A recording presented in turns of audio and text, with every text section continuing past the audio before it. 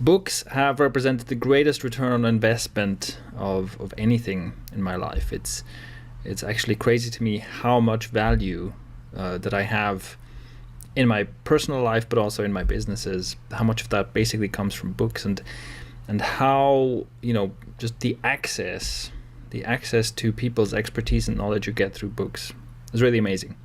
And with that in mind, it's a pity that I don't have more of a solid reading habit. In fact, my reading habit is the same as many of my other good habits, which is that it is volatile and it falls victim to my busyness. So as I get busier and busier, more and more of my good habits fall by the wayside. And really the only one that is unaffected is exercise. So when I get super, super busy, then all I do is basically sleep, work, eat, and exercise. But that also goes to show that I can set priorities and I can make time for a habit if it's important enough to me. And so I would like to do that. I would like to have more solid habits. And certainly it seems pretty clear to me that having a better reading habit would be very, very good for me. Now, Paul McCarthy, who's a friend and my business partner, started a book project where he set out to read 140 books and then kind of summarize them in videos. And that has inspired me to do something similar.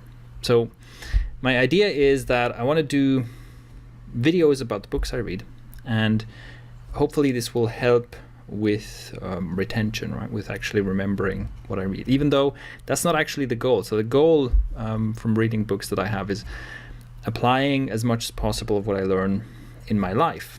But one step to that is retention. And so here's the plan.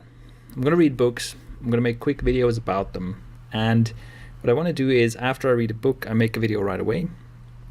And then 3 weeks later, I want to revisit that and make a second kind of review or summary of it. And 3 months later, I want to come back again. So that, and hopefully this will help me kind of get more of the stuff from the book into my long-term memory. And especially on the 3-month review, I can kind of take a look back and see, have I implemented any of this in my life?